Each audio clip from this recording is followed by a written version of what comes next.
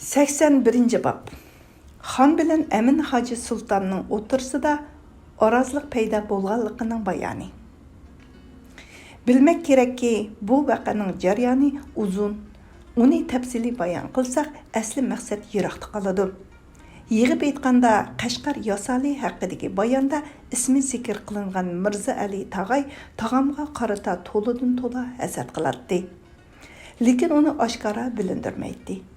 U har qanday tirishchanlik bilan urinishlarni qilgan bo'lsa-mu, lekin xonning huzurida uning g'amg'azarligi, chiqimchiligidan hech bir natija chiqmadi. Yuqorida bayon qilib o'tilganidek, xon tag'amning qizini Amin Hoji Sultonga nikoh qilib ilib bergan edi. Amin Hoji Sultonning tag'amning qizidan dunyoga kelgan qobil farzandlar bor edi. Amin Hoji Sulton bilan tag'amning o'tirsidagi tuqqanlik zanjiri toki qiyomatgacha davom qilgudek darajada mustahkam bog'landi. Mirza Ali Tag'ayning ko'ngliga xon bilan Saydu Muhammad Mirzaning o'tirsiga hech qanday hiyla mikrlar bilan ittifoqsizlik selish mumkin emas. Endi Amin Hoji Sulton bilan xonning orasida bir hiyla bilan tafriqchilik chang to'zonlarini o'rlatay. Ehtimol mushuning o'zi maqsadlarimizning amalga oshishiga sabab bo'lib qolishi mumkin. Chunki agar Saydu Muhammad Mirza kuyug'li tarafda tursa, xondan yiroqlashishga to'g'ri keladi. Shundoq bo'lsa, ko'ngildagidek ish bo'lgani. Agar xon tarafni xohlasa, Amin Hoji Sultondan otliq mehri shafqat ko'zini yumishga majbur bo'ladi. Agar shundoq bo'lgan taqdirdami, Mirzaning obro'yi tuvallaydi degan xiyol yetgan bo'lsa kerak. Bu fitna fasodlar rejasini tuzib, uni amalga oshirishning nurg'un tayyorlik, muqaddima, asosiy harakat va xotima harakatlarining tartib va tuzish ishlarini bir-birlab amalga oshirgan edi. Natijada zaruriyat tufaylidan Amin Hoji Sulton xondan, xon Amin Hoji Sultondan andisha qildigan, vahima qilishadigan bo'lishdi. Bu tafsilotning qisqartirilmasi shuki, xon Andijon ustiga yurish qilib borgan vaqtida Mirza Ali Tag'ay ayrim fursatda Amin Hoji Sultonga: "Men sizga bo'lgan sadoqat yuzidan shuni his qilyapmanki, xonning sizga bo'lgan ra'yi o'zgarib qopti. Uning xohishi shuki, sizning o'rningizga o'g'li Rashid Sultonni tayinlamoqchi. Aqsu viloyatini uningga bermoqchi. Shunga siz ehtiyot bilan uchur egallab o'z ishingizning g'amini qilg'aysiz. Mening sadoqat yuzidan bu so'zni deganligimga ishinib uningga amal qilg'aysiz" debdi. Ondan xonga yana Amin Hoji Sulton o'zlaridan hech bir sababsizla andisha qilgan bo'lib qopti. U dushmanlarga iltijo qilib, biror fitna fasodni tirishi mumkin debdi. Lekin xon uning bu so'zlariga ishonmabdi. Mirza Ali Tag'ay: "Agar bu so'zimga ishonmasizlar, sinab ko'rsizlar. Amin Hoji Sulton bu yil falon ishni qilsa, mening so'zim rost. Qilmasa yolg'on bo'lsin" debdi. Ondan u Amin Hoji Sultonga maxfiy gap yetkazib, "Hozir eng yaxshi masala shuki, falon ishni qilg'aysiz" debdi. Amin Hoji Sulton to'liq sodda bo'lganligi, yana kelib o'tib ketgan ahmoqligi va aqlsizligi tufaylidan u ishni qildi. Shuning bilan Mirza Ali Tag'ay xonga arz qilib: "Men xonga Amin Hoji Sulton bu yil falon ishni qiladi deb arz qilgan edim. O so'zim rost chiqdi. Ishning nishonasini bilindi" debdi. Xon Andijonga yurish qilgan vaqtdan toki bu kunlargacha 6 yil vaqt o'tdi. Bu muddat ichida u mundaq hiyla mikrlarni takror amalga oshirdi. Bunday alomatlar rost chiqaverganligi uchun Amin Hoji Sultonga qarata xonning ko'ngli butunlay o'zgardi. Tag'am bilan Peqir Amin Hoji Sultonga nurg'un topitanilarni qilatdik. "Nima uchun falon ishlarni qildingiz?" deb malomat qilatdik. Amin Hoji Sulton buningga qanoatlanarlik javob bermaydi. Yana shunday ishlarni qiladi. Bu ishlarning sababi hech ma'lum bo'lmaydi. Ishning haqiqatini bilolmaydik. Ish oxirida ma'lum bo'ldiki, hammasi Mirza Ali Tag'ayning ishlari ekan. Mirza Ali Tag'ay xonning ko'nglida Amin Hoji Sultonga qarata naloyiq o'zgarish paydo bo'lganligini ko'rib, vaqtni g'animat bildida mundaq arz qildi: "Amin Hoji Sultonning Oqsuda turishi fitna fasodlarga sabab bo'lg'isi. Eng yaxshisi uning o'rniga Rashid Sultonni qo'yayli. Amin Hoji Sultonga Badaxshon tarafdan biror viloyatni bergaylar. Dövlət üçün muş iş muvafiqdir. Әмма мен мирзаларның меніңден көңіл ағыртышыдан қорқыман. Әгер мирзалар разы болдыған болса, bu iş xanның dövletiga толымы пайдалык тұрыды. Bu сөзні мирзаларға етіш толымы мүшкіл. O mırzalar deb tağam bilen Pekirni davataddi. Xan bu kengashni avval Pekirga saldi. Men xonga siz uni yo'tkashni loyiq ko'rsangiz, men rozi bo'lmaydiganga nima edim? Sizning boshqa xizmatkorlaringizdan Amin Hoji Sultonning nima ustunligi bor? Chunki uning o'zi tuqqanlik jihatda hazratingiz bilan o'xshash. Gerçi tağamning qizi uning nikohida va uningdan farzandlari bor bo'lsa-mu, lekin hammomning qizi hazratingizning harimida bu urug' tuqqanchilik darajasi tuqqanchilikda o'xshash va tang barobar ekanligining alomatidir. Hammadan ustun turdig'ini shuki, Pekir xizmatingizda bo'layotgani 23 yil bo'ldi. Otlarcha turli iltifot va qarindoshlarcha inoyatlar bilan qarinlardan beri alohida azizladingiz. Shundaq turib, men nima deb Amin Hoji Sultonni janobingiz bilan tang o'ringa qo'yman? Qaysi ish dövlətingizga foydali bo'lsa, shuni qilish kerak dedim. Uningdan keyin xon bu so'zni tag'amga soldi. Tag'am, xonning olamga zinnat berguchi ko'ngliga aniq ayanki, Pekir hamma jihatda sizga sodiqman. Xondan bir pas ayrilib tirikchilik qilishni o'limdan yomonroq bilaman. Amin Hoji Sultondan sizning davlat iqbolingizga to'sqinlik yetadigan bo'lsa, mening uningga yuz xatir qilishim hargiz mumkin emas. Hozir garchi uning hazratingizning davlatiga to'saqu bo'ldiganlik alomati menga ma'lum bo'lmasa-mu, ammo hazratingizning yaxshilikqa bag'ishlag'uchi o'y fikringiz hech qachon xato ketgan emas. Men hazratingizning royiga iqtido qilaman va har qanday ishni muvofiq vaqtida oldi bilan bajo keltiraman dedi. Bu söz tamam bo'lgandan keyin xon aytdiki, Rashid Sultonni Aqsuga eng yaxshi Mirza Haydar ilib borsin. Amin Hoji Sultonni bu yerga avassun ham Rashid Sultonni taxtda o'ltirg'izib, u viloyatning ishlarini iziga tushirib, Rashid Sultonning tizginiga kirgizib berib kelsin. Tag'am yorliq qandoq bo'lsa, shu bo'yicha bo'lsin dedi. Pekirmi farmonni bosh va ko'zim bilan qabul qildim. Ikkinchi kuni Aqsuga qarab yurdim.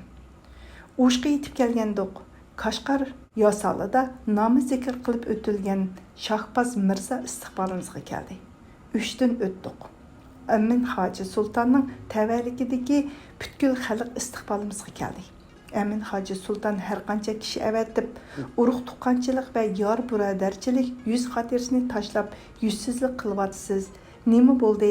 Oxir ikkaylan bir ko'rishsak nima bo'ladi dedi. Ammo Pekir qabul qilmadim. Men ko'rishganimizning biror foydasi bo'lgan bo'lsa edi, ko'rishgan bo'lardim. Bas, foydasiz ishga qadam qo'yganning hech ma'nosi yo'q dedim. Odam tayinlab uning safar lozimatliklarini tayyor qildirib, ishonchli kishilarni hamroh qilib yo'lga soldim. Ondan Aqsuning butkul sipoh va puhrolarga tasalli berib, ularning muhim ishlarini o'rinlashtirib, u diyorning sipoh va puhrolarining talablarini ve Rashid Sultonning konu mulozamatlarının ish kuchlarini loyiqida o'rinlab berdim. Aqsu viloyatining daftarlarini rost qilib aniqlab, har viloyatni o'z ahvoliga qarab taqsim qilib berdim. Mushu yo'l bilan butkul xaloyiq tasalli topdi. Pekir 6 oygacha Aqsuda turdim. Hamma ish Rashid Sultonning kutganidek bo'ldi. U Pekirning xizmatlaridagi qattiq tirishchanligimni, muhabbat va e'tiqodimning mustahkamligini ko'rdi va bildi. Şuna Rashid Sultonmu necha yildan beri Pekirga mahkam bog'lab kelgan muhabbat zanjirini bu muddat ichida shu qadar mustahkam qildiki, bu 6 oy ichida bir-birimizdan birdammu ayrilmaydik. Aramizda zarracha ig'irchilik va takalluf yo'q edi. U qilgan har qanday ishni Pekir yoqtirardi. Men qilgan har qanday ishni u jon dili bilan qabul ko'rardi. Konu dostlarım bo'lmish Shah Muhammad Sultan ve Baba Sultanlarning judoligi tufaylidan ko'nglimda paydo bo'lgan dard alamlarga Rashid Sultonning do'stligi bilan shifoligi hosil qilardim. Ashu kunlarda u garchi ilgari Mo'g'ulistonda Mo'g'ul qoidasi bo'yicha Hazrati Xonning farmoniga binoan ikkimizning orasida do'stlik eti almashtirilgan. İkimiz bir-birimizga otlarimizni mindirishgan bo'lsak-mu, lekin u do'stligimiz qasam va ahdlar bilan mahkam ta'kidlanmagan edi. Endi bu konu do'stligimizni yengilab, uni ahd va qasamlar bilan ta'kidlab, mustahkamlashni xohlayman dedi. Peqirmi jon va dilim bilan qabul qildim. Ondan mundaq yo'sinda ahdu paymon qilishdik. Peqir madamiki xon hayotli bo'ladigan xonning mulozimatida bo'lishim zarur. Xonga taqdir hukmi bilan qazoyu qadar yetgan vaqtida sizdan boshqa kishiga itoat qilmayman. Sizni xonga o'xshash bilaman deb ahd qildim. Abdurashid Sultan, agar xondan keyin qolsaq, sizni xonning o'rnida ulug' og'a deb bilaman. Gerçi mərikə sorularda manga xalliq mərtebesində muamele qılsınızmı, lekin xilbətdə sizə hazır qandaq izzət və ehtiram bilan muamele qılğan bolsam, aşu çağdımı şunda qılman. İzzət, hörmət cəhətdə xan sizə qılğandan neçə həsə artıq qılman. Tağınız və uruq tuqqanlarınızğa qudretimning yetişicə yaxşılıq qılman. Siz hər qandaq işni muvafiq görüb məsləhət bersiniz, onunğa əməl qılman deb əhd qildi. İkimiz vədə qasamiyatlar bilan ahdu peymanimizni mustahkam qilishdik. Nazm. Ey dilbari bevafo ki bağladın ahd ma. Ol ahd natijasi ekan javru jafa. Ey dilbarim aytqil manga bahri xudo, ol ahd qayan ketdi, qayan qoldi vafa. Bu ishlar tamam bo'lgandan keyin u menga ijozat berdi. Xonning mulozimatiga qaytib keldim. Xon bu vaqtda Yangisarda ekan. U menga to'liq iltifot va inoyatlar qildi. Odatlangan turalg'um Yarkentda edi. U yerga borg'ili qo'ymadi. Shu yerda To'yinboshi degan yerga shikor qilish uchun bordik. Shikargohga yetganda Rashid Sultonmi Oqsuvdan yetib keldi. Shuningdan keyin 2 qitim shikor qilgan edik. Xonning koni kesil qo'zg'alib qoldi. Chunki xon har qanday chaqda yerlik narsalarni yesa yoki mayda oshqozon va qo'rsqiga sovuq o'tsa qo'linchi kesili qo'zg'aladi. Ehtimol keyingi qitimliq shikarda xonning qo'rsqiga va maydasiga sovuq o'tgan bo'lsa kerak, u kesil qo'zg'aldi. Shunda qattiq tutdiki, buningdan ilgari hech qachon bunday shiddatli tutmagan edi. Shu hamon tog'amni elib kelgili Qashqarga odam mangdi va tiyiblarni elib kelib davolatdi. Davolash muvaffaq kelganlikdan xonning kesli xiyli yenib saqishning alomati ko'rilishga boshlagan edi. Tog'am yetib keldi. Xon bu navbat bu kasaldan ko'p vahima va andisha qilib Rashid Sultonni chaqirdi va mundaq dedi. Bu keslimdan qo'rqaman. Buningdan ilgarimi bu kasal ba'zi qo'zg'aladi. Neçə yıllar bolğan idi, hər yili bir qitim tutatdı. Bu yil 2 növbət qo'zg'aldi. Şuna Rashid bilan Seydu Muhammad Mirza'nın arasında ahdu peyman barlıq kelishini isteyman. Mirza Haydar bilan alaydan ahdilishning hojati yo'q. Chunki Mo'g'ulistonda o'zim arada turib ikkisini bir-biri bilan do'st qilgan edim. Yana bu növbət Aqsuda ahdu peymanlar qilishib, do'stlik aloqasini to'liq mustahkamlashibdi. Xon shundaq deb tog'am bilan Rashid Sultonni so'z berishib va'dalashga da'vat qildi. Xonning iste'dodining yuqorligi, ifodalashga mohirligi va nutq fikrlarining nishonasi shuki, bu mazmunni turkiy til bilan mundaq ifodaladi. Ey Seydu Muhammad Mirza, agar menga biror voqea yuz berib qolsa, Rashidni mening o'rnimda ko'rgaysiz. Rashidmi Mirzani menga o'xshash deb bilgay, dedi. Bu ixcham so'zning yiqimligi va ma'nisining ko'pligini o'ylash va tafakkur qilish bilan his qilg'ili bo'ladi. Bu so'zni fazilat egilari necha turli sharhlashdi. Demak, xon Rashid Sulton bilan tog'amni va'dalashishga buyurdi. U so'zlarni to'liq bayon qilsak, so'z uzrab malollikqa sabab bo'lg'usi. Xon shu zimistonda Yangisarda qishladi. Peqir Yarkentga ketdim. Men Oqsuvdan kelgan vaqtimda ko'rgandimki, xon Hazrati Xo'jai Nuranga murid bo'lib, hojilar tariqati bilan mashg'ul bo'layotgan ekan. 82 bob. Sultan Saidxonning buyuk avliyo va yetakchi, din va millatning yolquni Hazrati Shihobiddin Mahmud, ya'ni tonilgan nomi Hoji Xavan Mahmudga murid bo'lganligining tafsiloti. Bilmek kerakki, Hoji Muhammad Yusuf vaqasidan keyin Peqir hamisha xonni Xo'jai Nuranga murid bo'lishga rag'batlantirib kelyotdim. Xon saltanat ishini tashlab safarga chiqib, bir komil murshidni tepib shuningga xizmat qilsam deydi. Pok va buyuk Tangri Taolo o'zining iltifoti va inoyati bilan Hazrati Xo'jai Nuranni hech qanday Səbəbsizla bizga yetkizib berdi. Ammo o'zimni har qancha dangsab ko'rsammi, o'zimda Hazrati Hojadan iltimos qilgudek layoqatni topolmayapman. Shunga shundoq niyatga keldimki, oldi bilan axloqimni o'zgartib, sifatlarimni yaxshilashga tirishaman. O'zimni imkoniyatning boricha shuningga loyiqlashtiraman. Qachonki men ashu layoqatni hozirlasam, Hazrati Hojai Nuran meni iltimos qildirmayla o'zlari inoyat nasmini iltifot qilg'usidir. Agar menda layoqat bo'lmasa, iltimos qilganingning foydasi yo'q. Tangri Taolo Hojai Nuranni menga sayi sababsizla yetkizdi. Endi bu sharafli ishni menga nasib qilar degan umiddaman. Agar bu baxt saodat menga muyassar bo'lsa, ko'nglimdagi orzuyim amalga oshgan bo'ladi deydi. Piqir Aqsuga bordim. Necha oydan keyin xondan Piqirga bir nishon bordi. U Aqsuning ish kuchlari haqida putilgan yorliq ekan. Xon u nishonning atrofiga o'z qo'li bilan yezibdi. Nazm. Beytu dar sina nafasir çögüzür. Der dilim gayratu kesra çögüzür. Sensiz köksümde nefes ve ne kılar? Könglimde senden özge kişi nima kılar? Maqsad qilgan u ishni Hazrati Hoja menga asla iltimos qildirmasdan iltifot qildi. U birodarga ma'lum bo'lsin, u nishon hozirmi Piqirda bor. Bu so'zlarni ashu nishondan naql qilib yozdim. Demak, Piqir Aqsudagi vaqtimda Hazrati Hojai Nuran xonni muridlikqa qabul qilib, ondan Badaxshan yo'li bilan Hindistonga qarab safar qilgan ekan. Piqir bu umumiy vidolashish sharafidan mahrum qoldim. So'z bu yerga yetdi. Bir qancha qoidaga binoan endi Hojai Nuranning silsilarining zikri va ahvollarining tafsilotini bayon qilishim zarur va lozim ko'rindi. Biri, asli so'z, ya'ni bu kitobning asosiy mazmuni bu tazkira bilan texmi ro'shan va oshkora bo'lg'usi. Chunki bu kitobning sharofati va latofatini ma'lumdiki, agar uningda Allohning avliyolarining zikri tilga ilinsa, uning qanchalik qadr-qimmati bo'lar. Savdogarlarmi kasat mollarini bir viloyatga ilib bormoqchi bo'lsa, bu mollarning orasida biror yiqimliq matoning bo'lishi uchun tirishchanliklar ko'rsatadi. Chunki xaridorlar bu yiqimliq mato tufaylidan u kasat mollarni setib oldi. Nazm. Qil qabul hammaning tifayli bilan, ey mening hammaning ilohiysan.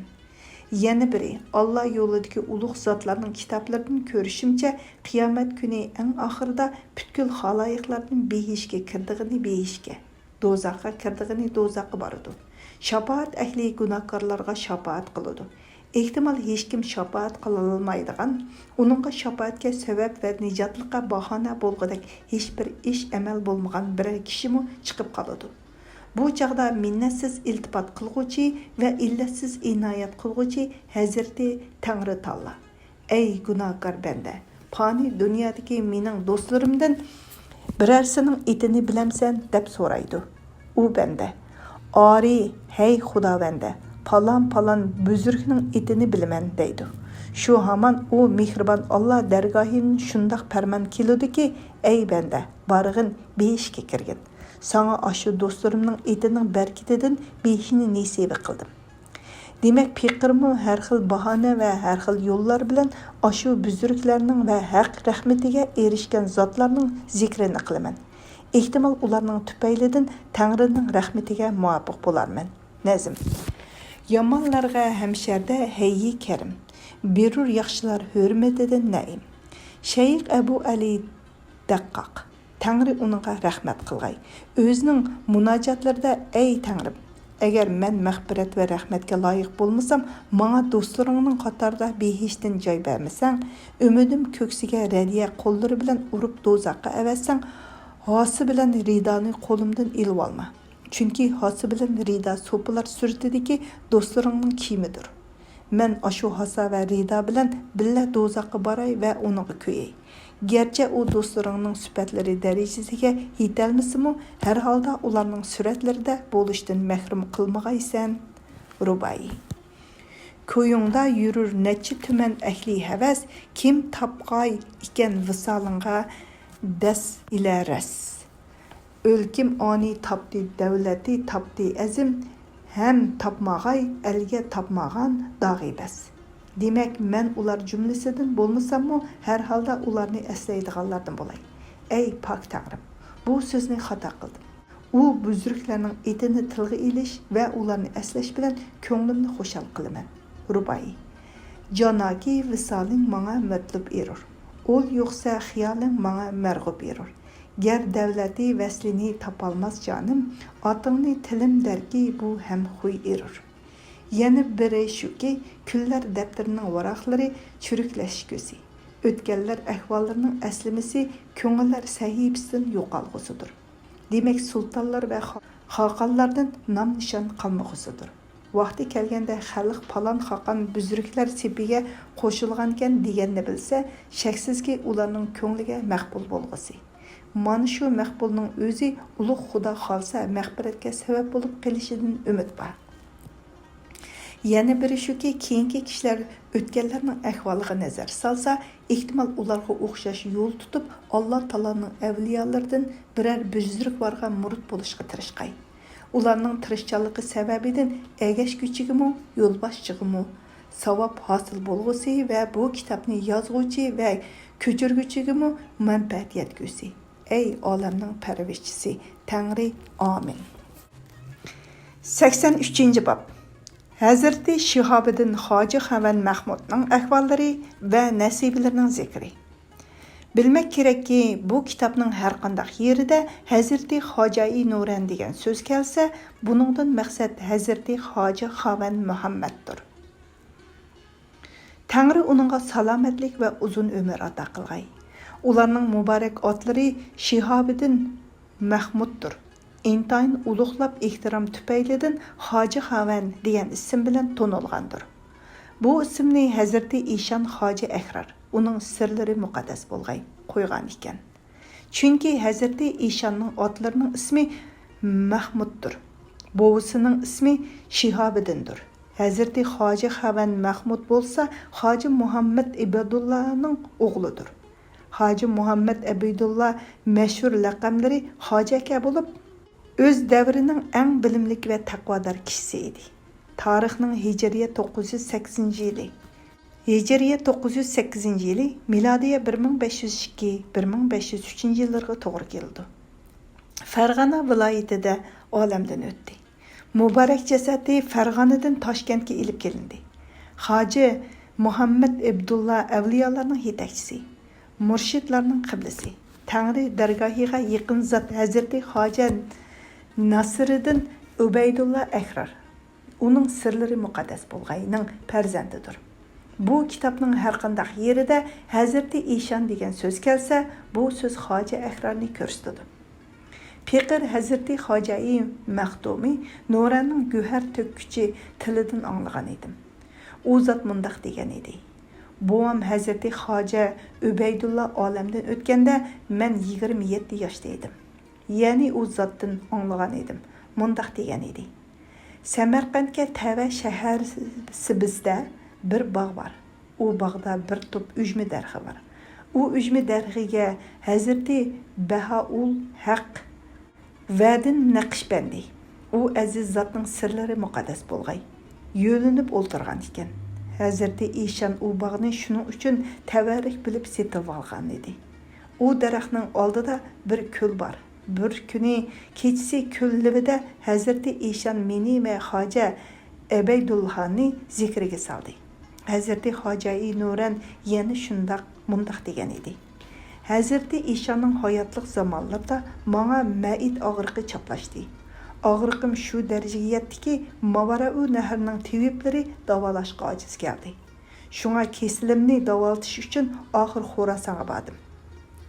Shayxul Islom, xalqning faxri Hazreti Maxdumi Ubaydurrahman Jami. Uningga rahmatlar bo'lsin. Meni o'zining o'ylisiga tushirdi. Men ko'p vaqtlarda u zotning xizmatida bo'lardim. U zotning risollaridan necha risolni uning ko'z oldida o'qib o'tkazdim. Hazreti Maxdumi Nuranning risollari bo'lsa, shuning davomidir.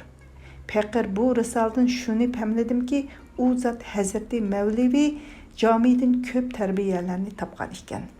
U zatning bu kitobga naql qilinadigan risolasidan ma'lum bo'ludiki, Hojai Nuran kundalik zarur kitoblarni o'qib o'tkazgan ekan.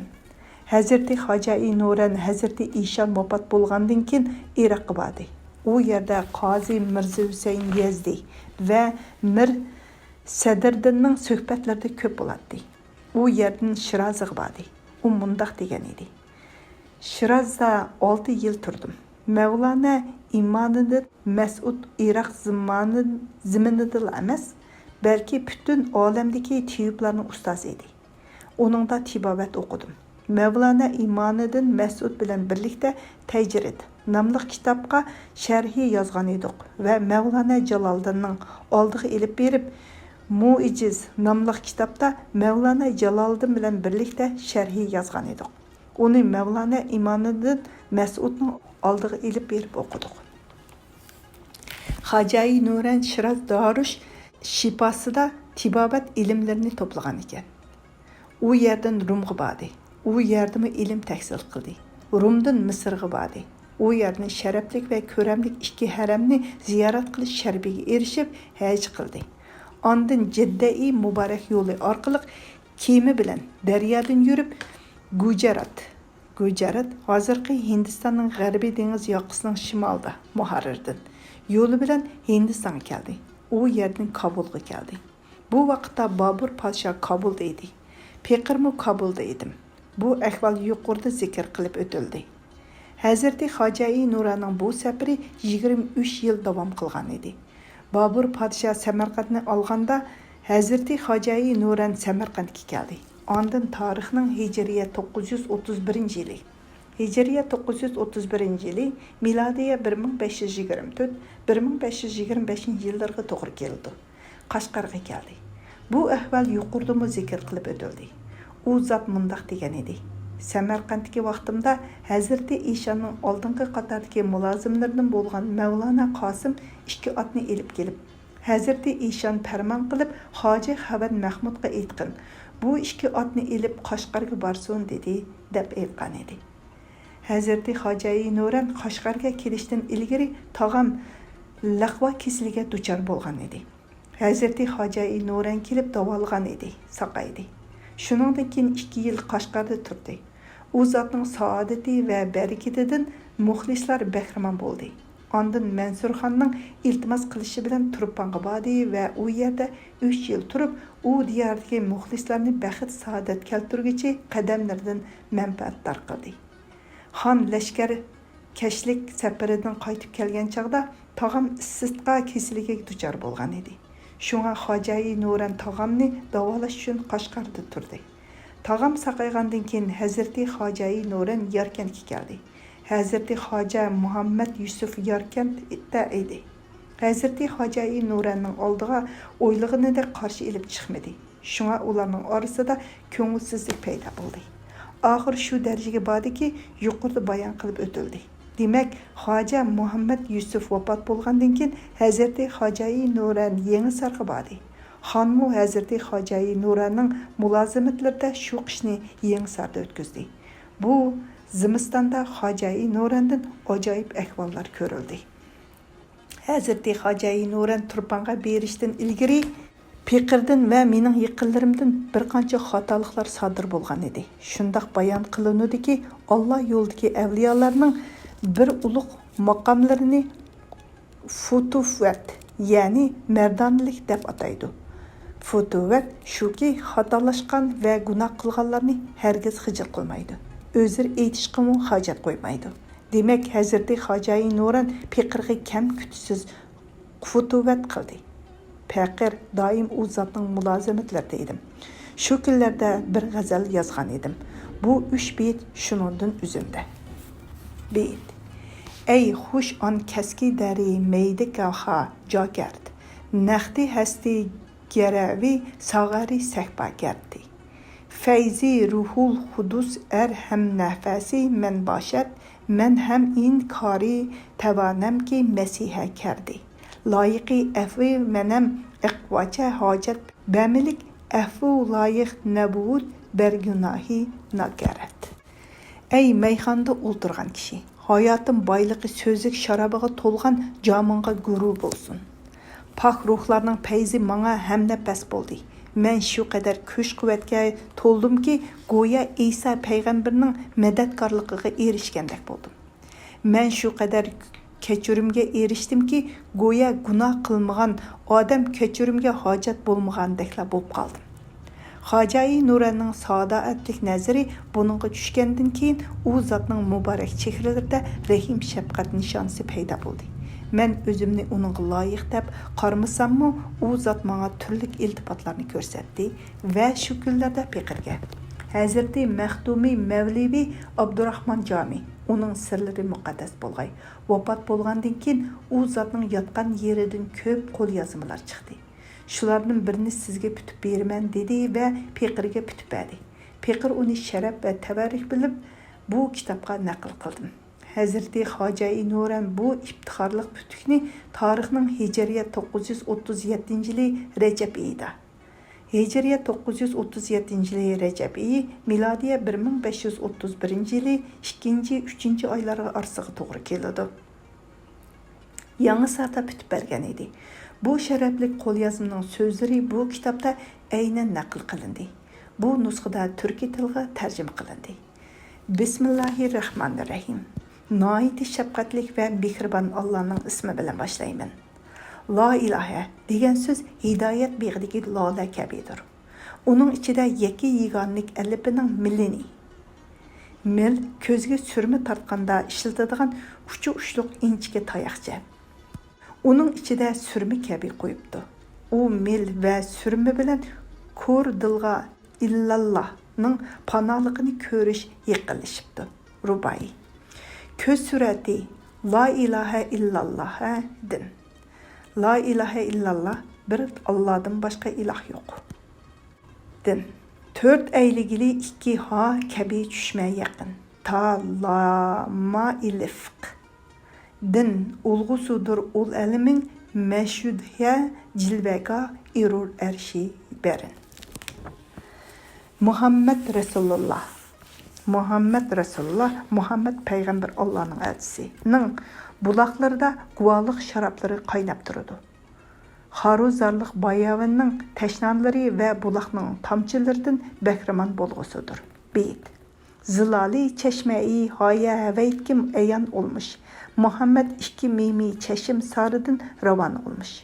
Bu ulug' kelime cümle 24 harfdir. Onun harf sani bir kechi kunduz soatlarning soniga mos keladi. Bu kalimedagi har bir harfning xosiyati va berkiti hisobsizdir. Beyt. Bir so'zi aytay, ishtimanki qilsang havas. Gar uyda kishi bor esa bir haraq anga bas.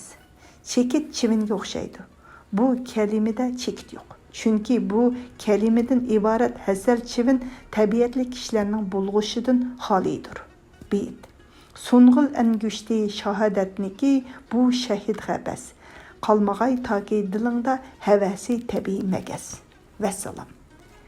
Qish ağırlaşqanda Peqir Aqsuğa ketdim. Şu kunlarda xon və xonning mulozimlaridan katta sharafli kishilar hamda boshqa muxlis e'tiqodimlardan iltimos qilolg'udek darajadagilarning hammasi Hazrati Hacai Nurandan iltimoslar qilib manfaat oldi. Şu vaqtda bir qancha foydali risolarni yozgan ekan. Shular ichidan bu bir risola bu kitobga kirgizildi. Bismillahirrahmanirrahim. Noiti shafqatlik va mehribon Allohning ismi bilan boshlayman. İnsan qalbini iymon nuri bilan yo'ritgan Tangri Taologa madiya, maqtash va tashakkurlar bo'lsin. Allohning do'sti, bandalarni to'g'ri yo'lga boshlag'uchi, ularga to'g'ri yo'lni va ozg'unlik yo'lni bayon qilguvchi Muhammad alayhissalomga, uning oilasiga, haq yo'lga, din va mukammal iymonga boshlag'uchi sohibilarga Allohning rahmati va salomi bo'lsin. Shuningdan keyin dona va ko'zi ro'shan do'stlarning samiga shuni bayon qilamizki, Hazrati Payg'ambar alayhissalom Onunğa dua və salamlar bolğayının, peyğəmbərlik qəndillərinin və Allah'ın əvliyalari, ularının sırları müqəddəs bolğayının sözlərdən tanlap bu varaqlar yüzüge bir qancha cümle yazıldı. Shuningdan yozuvchiga va diqqat qilib o'qib tushunguvchiga bu dunyoda va oxiratda savob, yaxshilik hosil bo'lg'usi. Tangrining payg'ambari Muhammad alayhissalom uningga Allohning duo va salomlari bo'lg'ay mundaq degan: Ochliq va tashnalikni ixtiyor qilish yo'li bilan o'z nafsinglarga qarshi jihad kurash qilinglar. Bu hadis ochliqning fazilatlari va ko'p yeyishning zararlari haqida aytilgandir. Chunki shahvatning hammasi ko'p yeyishdan paydo bo'ladi. Shahvat mayli u jismoniy shahvat bo'lsin yoki yemeklikka bo'lgan shahvat bo'lsin, darvishni to'g'ri yo'ldan chiqarib etadi. Darvishlar taom yeyishda jazman o'tir hol chekda kifoya qilishlari zarur va lozimdir. Sahobalar Allah ularning vahimasidan rozi bo'lg'ay, hammasidan rozi bo'lg'ay. İnsanlar ve cinlarning hocisi Hazreti Peygamber Allah onunğa dua ve salam evetkey. Din ey Allah'ның peygamberi, odamlar ichida eng fazilatligi qaysi deb so'radi. Hazreti Peygamber Allah onunğa dua ve salam evetkey javob berib, oz yegan ve oz kulgan. Kiyim kiyishda avratini yopquchilik kiyimga rozi bo'lgan kishi eng fazilatli kishidir dedi. Peygamber alayhissalom yana amallarning eng yaxshisi ochliqdir va nafsini xor tutish, oddiy yung kiyimlarni kiyishdir degan edi. Bu hadisning mazmuni shuki, banda Xudoy taologa ochliq va tashnalik holatida ibodat qilsa, bundaq ibodatning Xudoy taolo dargohida qimmati yuqori bo'ladi. Chunki bu payg'ambarlar va avliyolarning odatidir. Yungdan to'qilgan qo'pol kiyimlarni kiyish orqali ko'ngilga ko'proq sunuqlik va yumshoqlik hosil bo'lg'usidir. Dervişlerinin tələbləri köngli sunuqluq bo'lib, bunun qadr qimmati yuqoridir. Mo'minlarning amiri İman Hüseyin, Allah onunğa razı bo'lg'ay, din rivoyat qilinudiki, Hazreti Peygamber Allah onunğa dua ve salam evetkey mundaq degan ekan: Pak ve ulug' Tangrining dargohida o'rin tutush jihatda sizlarning ichinglardagi eng yaxshi kishi shuki, u kishi dunyoda umrini hamisha ochliq ve tefekkür bilen ötküzgendir. Tangri dargohida eng yomon, eng dushman kishi taomni to'li yeydi. Bu hadisdagi tefekkürden maqsad shuki, bu Tangrini yod etish, ishning oqibatini o'ylash va oxiratga tayyorlik qilish deganlikdir. Ochliqning fazilati to'g'risida hodiy hadislarda noyat ko'p aytilgan. Shu xildagi hadislardan biri Usama ve Hurayra Allah bu işgeylerden razı bo'lg'ay qatorliqlardan rivoyat qilingan. Bu hadis shuki, Hazreti Peygamber alayhissalom mundaq degan: Odamlar ichida qiyomat kuni pak Tangri taoloning rahmatiga eng yaqin kishi shuki, u kishi dunyoda ko'pincha ochliq va tashnalikda o'tgandir. Chunki u kishi nafsiga qarama-qarshi yo'l tutgan, nafsini xor qilgan, nafsining taqozosiga bo'ysunmagan, yemek-içmeklerge 4 putluk hayvanlardek herismenlik bilen yugurmagan. Canında hemişe g'amkin halda visal şerbeti ve camini oylagan kişidir. Undaq kişiler mahbidir ve her xil hüner kesip egilirdir. Ular ibadetlerini xaloyiqning nazaridan yo'shirin qiladi. Agar ular xaloyiq orasida paydo bo'lsa, hech kim ularni tonimaydi. Agar ular g'oyib bo'lsa-mu, hech kim ularni izlab topmaydi. Ularni shahar ve yurtlarda hech kishi tonimaydi. Agar shundaq kishilardan bo'ladigan bo'lsa ve to'g'ri yo'lda bo'lsa, ular xaloyiq nazaridan yo'shirin holatidir. Chunki osmondagi farishtalar ularni xalqning nazaridan yo'shirdi. Xalqning rohati dunyoning nozu ne'matlari bilandir. Ularning rohati bo'lsa pok ve ulug' Tangriga ibodat qilishdir.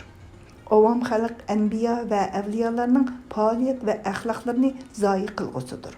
Ular hamisha xaloyiqni muhofazat qilishning tirishchanligiga mashg'ul. Agar ular olamda bo'lmasa, zamin yig'laydi. Her qandaq shaharda ulardan birarisi bo'lmasa, pok ve ulug' Tangri u yerga rahmat nazarini salmaydi. Ular bu dunyoga it tapqa takalib qilgandek, ya'ni chaplashgandek chaplashib olmaydi. Takalibdan maqsad shuki, anbiyalar xotimasi Hazreti Peygamber alayhissalom dunyoning ne'matlarini tapqa o'xshatgan. Pastkash dunyoning ne'matlariga aldangan. 5 günlük ömrü üçün dünyanın turaqsız ve tuturuqsız nimetleriga berilgan. Bexabar kishilar go'yoki tapqa yiqilgan itga o'xshash harom molga chopishib olgan. Hazrati Hakim Sanoi G'aznaviy uning sirlari muqaddas bo'lg'ay. Bu haqda qit'alarni aytgan bo'lib, tarjimasi budur. Qit'a. Bu jahandur misali murdari. Onda karkas erur hazar. Bu bir ol birga salg'usi jangal, ol munga urg'usudur minqar. Axirul əmir kütküsü həmməsi qalğusi lik mundaq bu murdar. Yaxşılar taifisi şu ki, ular quruq nam bilan kun ötküzüdü. Kona yırtıq egillərini kiydi. Yalangbaş çaşları çuvulğan və çak tozanğa bulğanğan buludu. Kişilər ularını körsə ağırıq dəb güman qılıdı. Halbuki ular ağırıq emas. Bəziləri ularını sevdayı deydi və əxlini yo'qotgan dəb güman qılıdı. Valanki ular sevdayilikdən yiroq və aqldan ezishdən xolidir. Lekin avam xalq ularni ashu xil holatda ko'rib, ular haqida xato gumon qiladi. Ular dunyoga peshva urgan. Dunyodan va dunyo ahlidan yuz o'rgan kishilardir. Ehtimal ulardan birasi dunyoni lozim qilgan taqdirda uni ya musulmonlarning ishlari uchun, ya oila, bola chaqalarining tirikchilik mashiati uchun lozim qiladi. Amma ko'ngillarda dunyoning muhabbati bo'lmaydi. Demak, ularning aqllari zavallıqqa va nuqsonga yuzlanmaydi. Majnun va aqlsiz deb shundoq kishilarni desa bo'ladiki, ular makkar dunyoning muhabbatiga giribdor bo'lib, pok va ulug' Tangrining muqaddas dargohiga yuzlanishdan g'ofil va mahrum qolgan. Bundoq kishilar buzruklar toifasini aqlini yo'qotgan deb gumon qilishadi. Valanki oxirat darajasining shariflari ashu buzruklarga nisib bo'lg'usi. Hazreti Peygamber Allah onunğa dua ve salam evetkey. Mundaq degan. Ey Usame, her şehirde ve diyarda ulardan birersini körsen bilgin ki, o şehirnin asayişliği ularının şarapeti bilendir. Qaçanki ulardan birersi birer qavm arasida bar bolsa, Xudoy Taala o qavmga azab ve bala qazalar evetmeydi. Çünkü pak ve büyük Tangri ulardan razı ve xoşaldır. Ularni özüngə dost tutqın, hər qaçan nicat tapqaysan. Hazreti İsa onunğa dua və salamlar bolsun. Din rivayet qılınıdı ki, mundaq degan ekan. Ko'ngillarning Xudoy Taolani ko'rishi uchun jigiringlarni och tutinglar. Badaninglarni yilang tutinglar. Mo'minlarning amri iman Hasan, Allah onundan razı bo'lg'ay və Hazreti Oyisha Sidiq, Allah onundan razı bo'lg'ay. Qatarlıqlardan rivayet qılınıdı ki, An Hazrettin, ey Allah'ın peygamberi, cennetning ishkini nima bilan ochqili bo'ladi deb so'rgan edim. An Hazret, ochliq va tashnalik bilan deb javob berdi. Yana bir sahiba, Allah onundan razı bo'lg'ay. Din rivayet qılınıdı ki, bir o'ltirishda Hazreti Peygamber, Allah onunğa dua va salam evetkey. U sahibaga farmon qilib, kamrak kekirgin degan. To'liq kekirishning sababi ko'p yeganlikdandir. Demak, buning ma'nosi taomni oz yegan deganlik bo'ladi. Hazreti Peygamber alayhissalom yana bu dunyoda qo'rsqini to'qliq bilan o'tkazgan kishining qo'rsqi qiyomat kuni eng och bo'ladi degan ekan. Shunga taom yeyishda o'tirhol chakda to'xtash lozim. Bu mazmundagi hadislar noiti ko'p. Murshidlar taxtining sultoni Hazreti Xoja Bahoiddin Naqshbandi uning sirlari muqaddas bo'lg'ay. Mundaq degan. Biz bu yo'lda har narsa topgan bo'lsak, ahvolimizning pinhon tutqanligidan va hamisha tahorat ilib yurganlikdan topdik. Ham bu ishni muxlislarga o'rgatdik. Hazreti Xojaning muridlariga buyurg'ini ikki ish edi. Birinchisi, nafsining farmoniga kirmaslik. Ikkinchisi, har qanday mo'min bandiga yordam berish. Ularni xohi til bilan bo'lsin yoki qo'l bilan bo'lsin, mushkulchilikdan xolis qilib xo'shal qilish. Bu yo'lda agar muyassar bo'lsa, o'zini mo'minlarning yukining ostiga qo'yish. U musulmonni u yukdan xalos qilish lozim. Bu ahli tariqatning ulug' asbobi va bu yo'lda murod maqsadga yetishning dasmoyisidir. Hazreti Maxdum buvimiz, uning sirlari muqaddas bo'lg'ay, mundaq degan.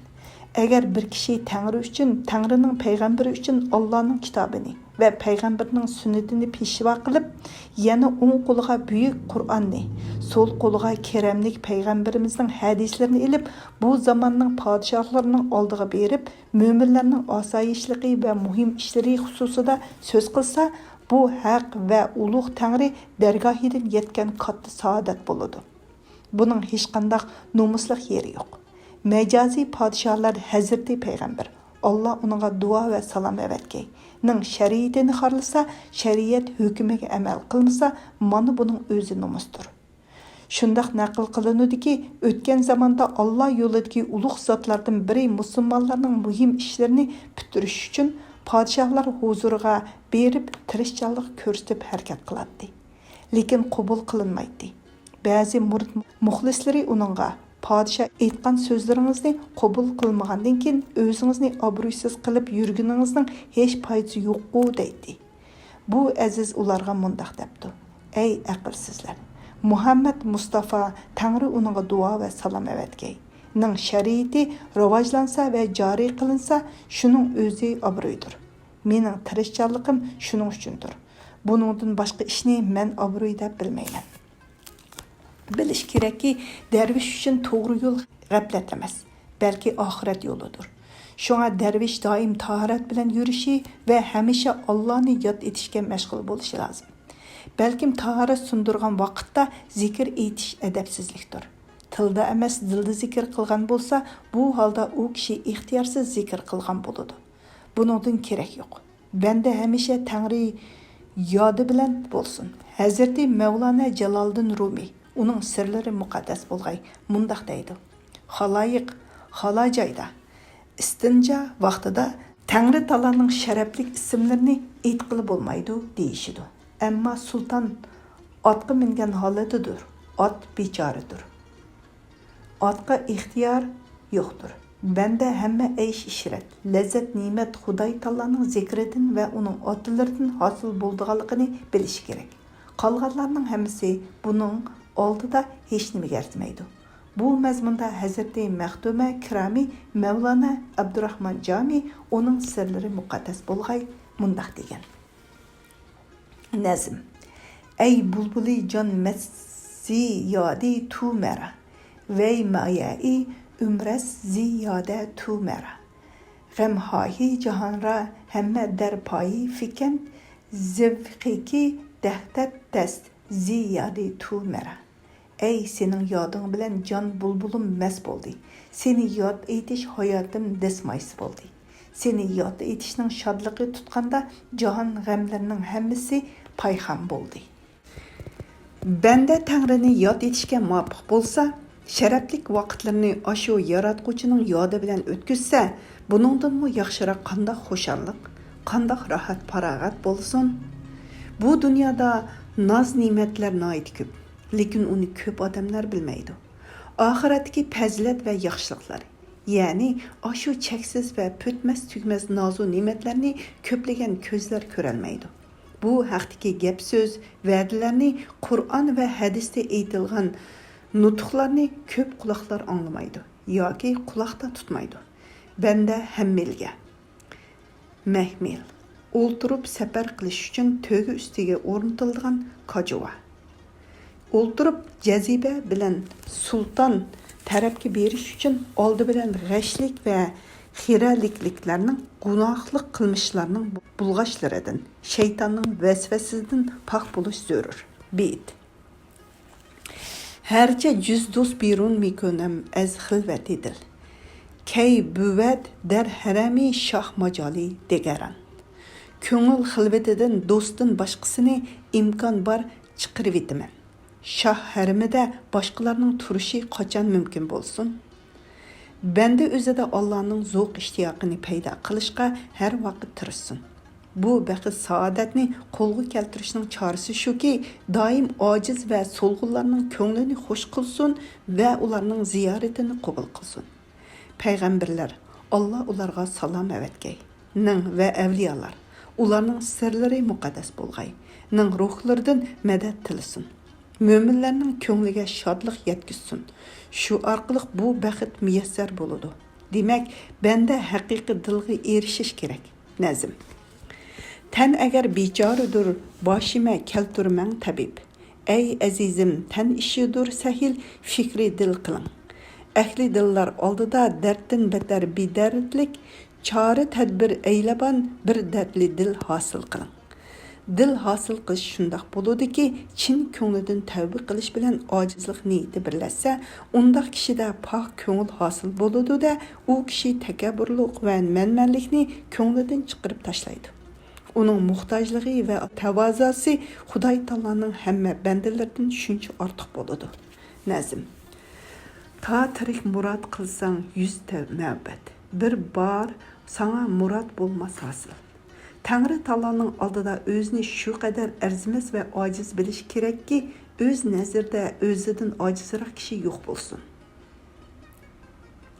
Shu orqali pok va buyuk Tangri bu ojizlikning o'rniga uningga kuch-quvvat ato qiladi.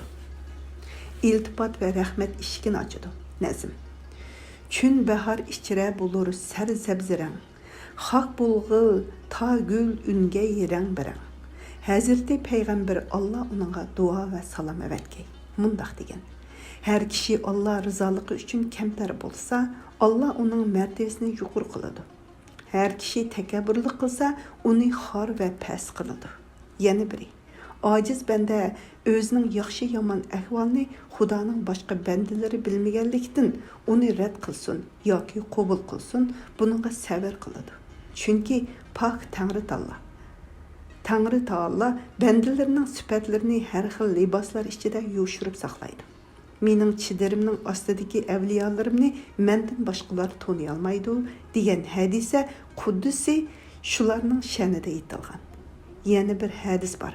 Tarjimasi shuki, chochlari chuvilgan va to'pichang bosgan kishilar borki, odamlar uningga o'z uylaridan o'rin bermaydi. Onun kiyimleri şu kadar kona, fakat avratınla yepip durudu. Ular eğer Allah namıda qasam qılsa, çoqum qasimiga amal qılıdı. Bu hadisimin şular şanida kelgan. Beyt. Mabin haqqiri gadayani ishqra, kin qavim. Shahani bikemaru, xusravani bikulhand. Eşiq yolidagi gadaylarni xor ko'rma. Bu kishilar kabar bağlamagan podshoh. Taş kiymeyen hakandır. Xudo ve Xudoning peygamberinin huzurida dünya asvabları bilen qadar qimmat topqili bo'lmaydi. Pak Tangri Taoloning munavvar bandalarining oldida zibu zinat ve bezinishning hech bir qadr qimmati yo'q. To'g'ri, mol dunyo Xudo ve Rasulullohning xursandligi uchun sarf qilinsa, shundoq shart bilanki, u mol dunyo haloldan hosil bo'lgan bo'lsa, masalan, kasb hunardan ve dehqonchilikdan hosil bo'lgan bo'lsa, masalan, zolimlarga tutqun bo'lgan miskin piqirlarga va darvishlarga sarf qilinsa, bundaq mol dunyo muborakdir. Hazreti Shayx Rukuniddin Alloidi davla, uning sirlari muqaddas bo'lgan. Mundaq degan: Olam xalqining g'alita bir xil e'tiqodlari bor. Bu bo'lsa-mu ular darvishlar muhtoj, xor va töven o'rinda bo'lish kerak deb qaraydi. Darvishlarga mol dunyo lozim emas deydi. Ammo pok Tangri Taolo o'zining yaqin do'stlarining baxtini, shodligini va lazzat ilishni ko'zlab dunyoning munchivala nozu ne'matlarini yaratibdi. Olamning tartib intizomi payg'ambarlar. Allah ularning hammasiga duo va salom evatkay va avliyolar. Ularning sirlari muqaddas bo'lgan. Ning sharaflik ruhlari bilandir. Olamning yoritilishidan maqsad ularning sharaflik vujudlarini yoritishdir. Shundaq ekan, nima uchun ularning muhtoj bo'lishlari lozim ekan? U Hazratning bu so'zlari bilan xaloyiqning buvam hoja iqrorga qiladigan inkor va e'tirozlari rad qilinadi. Shayx yana. Hazrati Shayx Majdiddin Bag'dodiy. Uning sirlari muqaddas bo'lgan. Ning xonaqaga qildigan safar xarajati uchunla har yili 200 ming qizil dinar sarf qilinadi degan edi. Pak Tangri Taolo ba'zi maqbal bandilarini boyashatliq liboslari ichida parvish qiladi. Ba'zilarini piqirliq kiyimi ichida parvish qiladi va asraydi. Buningga va bandimo noiti rozidir. Nazm. Bu gülşen ichira meni salib qilma xadru deb. Ni nev'i parvarish etsa bo'lur men ul yig'liq. Demak, hamma fazil va karim Allohdindir. Uningsiz bizning quluqimiz va qilmishlarimizdan hech narsa kelmaydi va hech ish echilmaydi. İltifat ve sahabat onun kudret qo'llarida bo'lib, u kimni xolsa shuningga ato qiladi. Fazlining hammasi Allohning qo'lida bo'lib, Allohning uni xohlagan odamga berdiganligini, Allohning ulug' fazl egisi ekanligini bilish uchun Alloh shu so'zni qiladi. Qur'on Karim 57-surada 29-oyatning keyingi yerimi. Bende her qancha salih əməllərini bəca keltirgan təqdirdimi, özünü Tangri dərgahida günahkar və nuqsanlıq bilsin. Özünü günahkar və nuqsanlıq dəb bilməslikdinmi, yamaraq heç günah bolmaz. Şundaq naql qılınıdı ki, bir yaşanğan ayal bar idi. İşikmi işik yürüb tiləmçilik qılatdı. O qeyri ayal vafat boldu. Kişiler düşüdə onun cənnətə kirganligini gördü. Onundan qaysi ishik bilan beyishga kirding deb so'rgan edi qeyri ayol. Meni Xudoy taolo o'z dargohiga chaqirdi va meningdan ey kampir, nima ilib kelding, qandoq vosita keltirding deb so'radi. Men aytdimki, ey Tangrim, men dunyoda ishikmi ishik yurib tilamchilik qilatdim. Xalq meni nima tilaysan, nima uchun kelding deb qo'g'laydi. Endi sening dargohingga kelsam sen nima ilib kelding devatsan.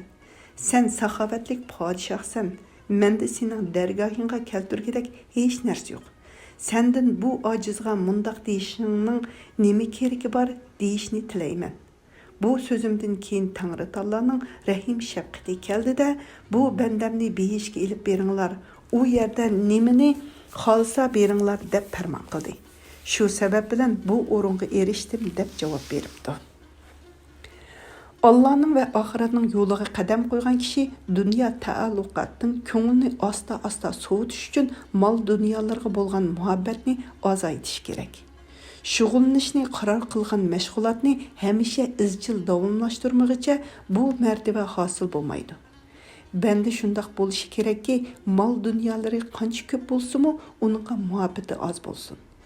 Mal dunyolarga muhabbati bo'lmaganlikning nishonasi shuki, agar bir uyda liq oltin, kumush, javohiratlar bo'lgan bo'lsa, uning hammasini o'g'ri olsa, u mal dunyolarning qo'lidan ketganligi uchun u kishining ko'ngliga qilchi g'am va dard alamlar yetmaydi. Balki shukr qiladi. Buni taqdir qismat deb biladi.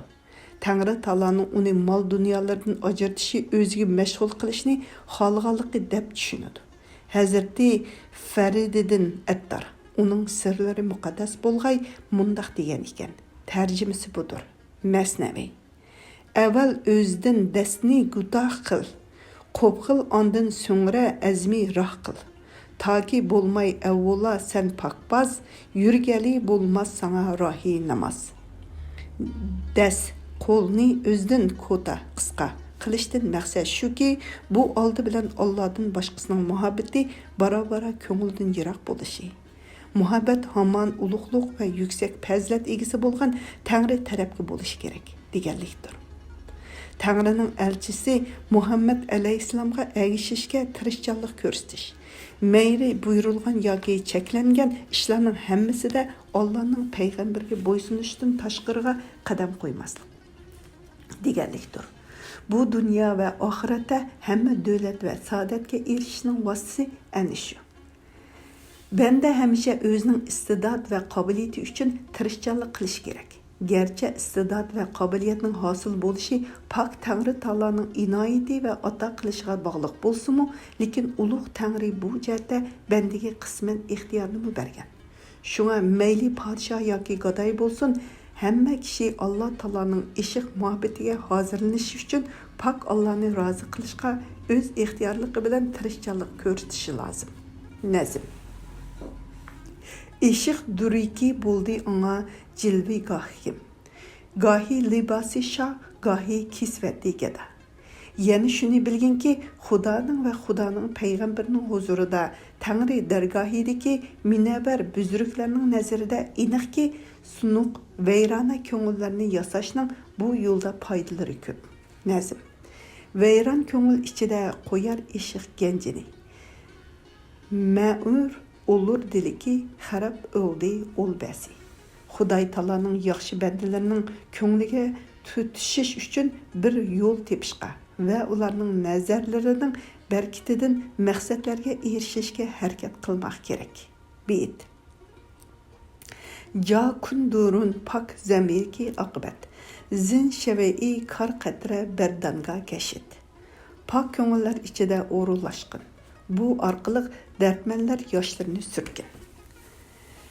Her bandaning kuni va ahvoli ba'zida yaxshilar ahvoli va sifatlari bilan o'tadi.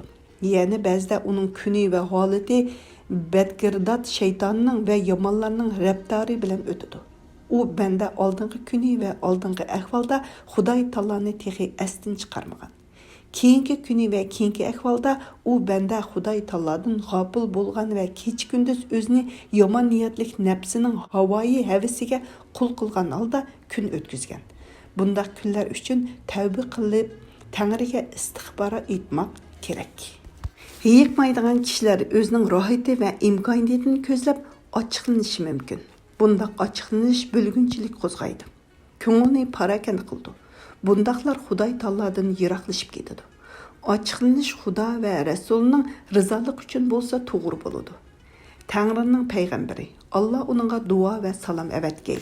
Mundaq degan: Her kishi birovga bir narsa bersa, Xudoy taolo uchun bersa, birovdan bir ishni ma'ni qilsa-mu, Xudoy taolo uchun ma'ni qilsa. Birovni do'st tutsa, Xudoy taolo uchun do'st tutsa. Birovni dushman tutsa-mu, Xudoy taolo uchun dushman tutsa.